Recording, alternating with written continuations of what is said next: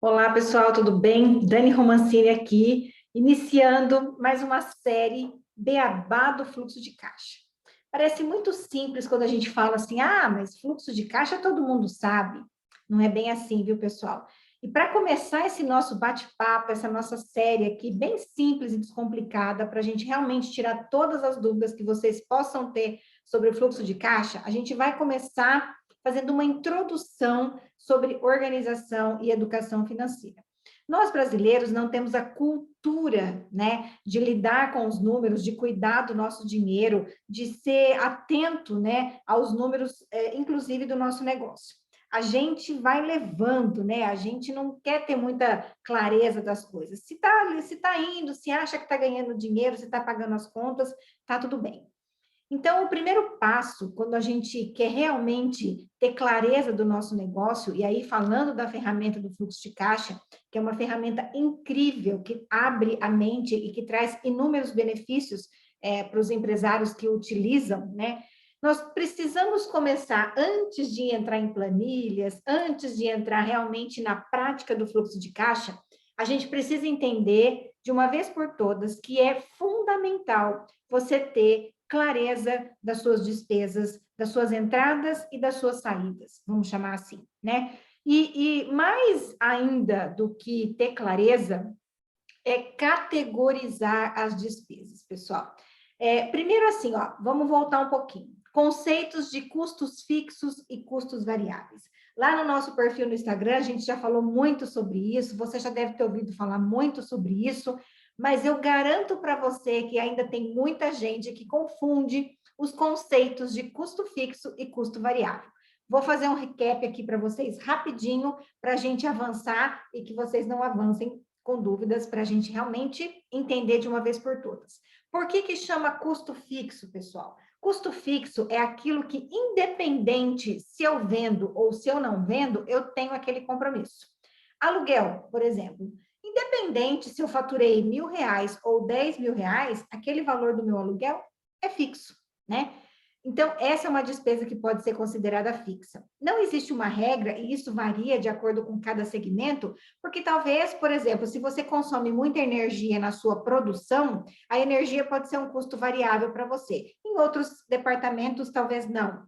Mão de obra, se você trabalha com prestação de serviço, né, os salários, né, o seu custo com mão de obra vai ser um gasto variável. Se não, não.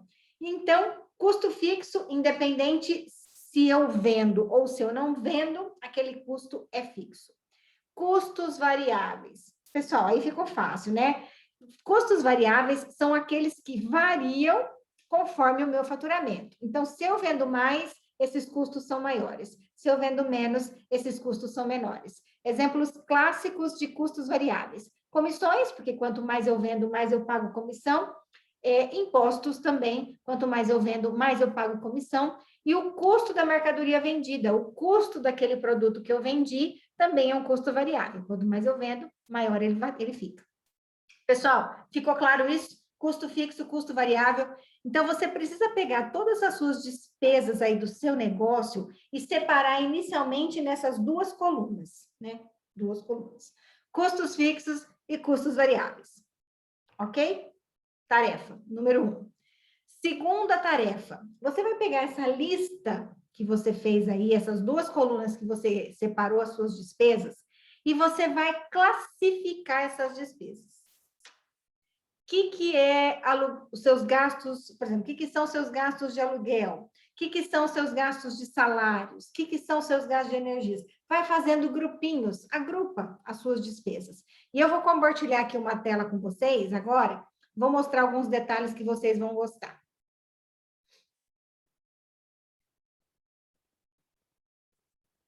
Eu fiz alguns slides aqui para vocês, que eu acho que fica mais bacana do que vocês ficarem só olhando para mim, né? Então, vamos lá. A nossa série aqui, Beabá do Fluxo de Caixa, aula 1, anote e classifique. Então, essa é a tarefa que vocês têm, aula 1, tá?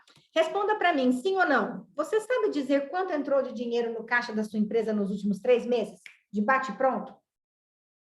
Você sabe qual o valor dos seus custos mensais dos últimos 3 meses? Bate pronto, sim ou não?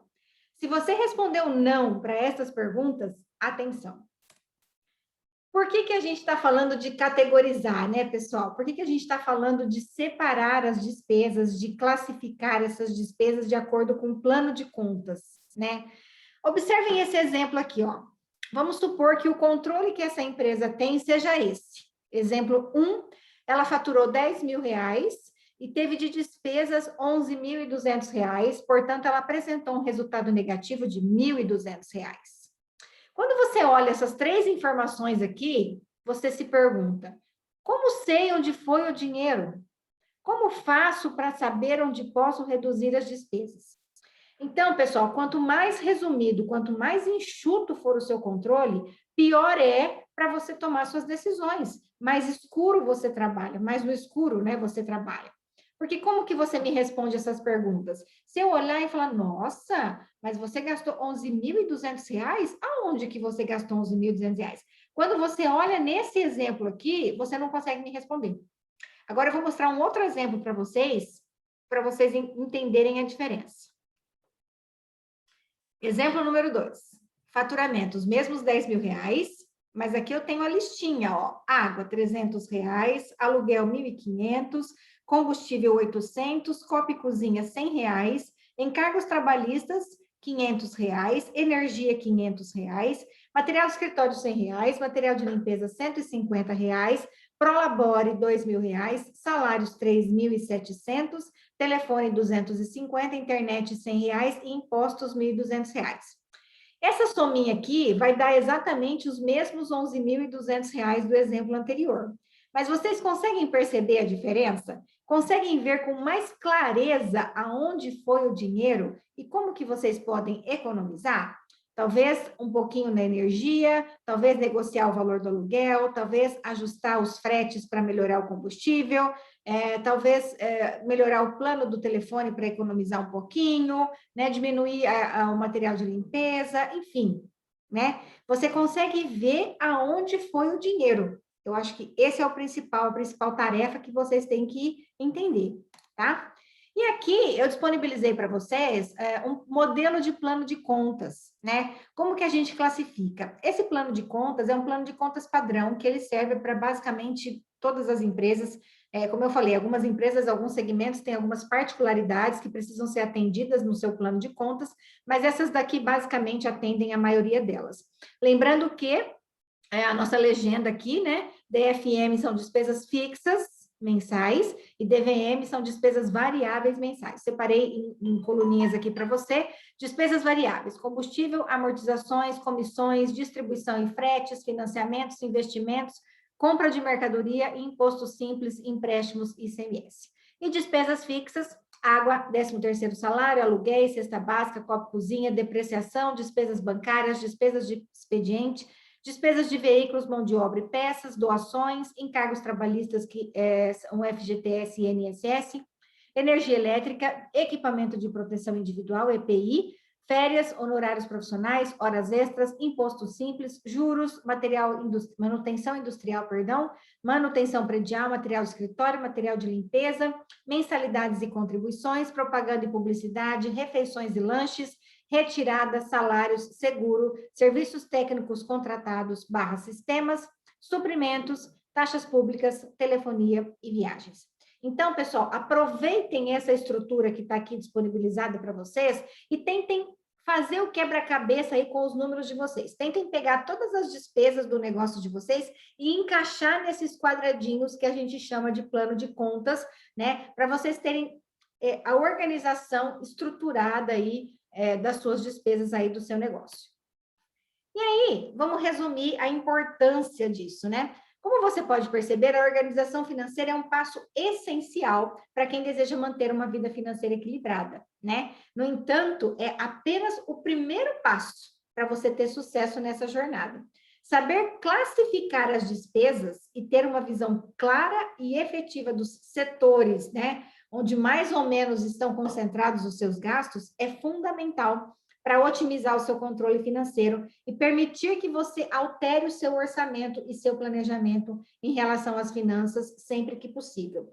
Pessoal, quando você tem essa visão clara e efetiva dos setores, do custo da sua operação, seja ela prestação de serviços, comércio ou indústria, Você conhecedor do seu negócio, você conhece o seu negócio melhor do que ninguém, no sentido da operação, né? Como tem que funcionar.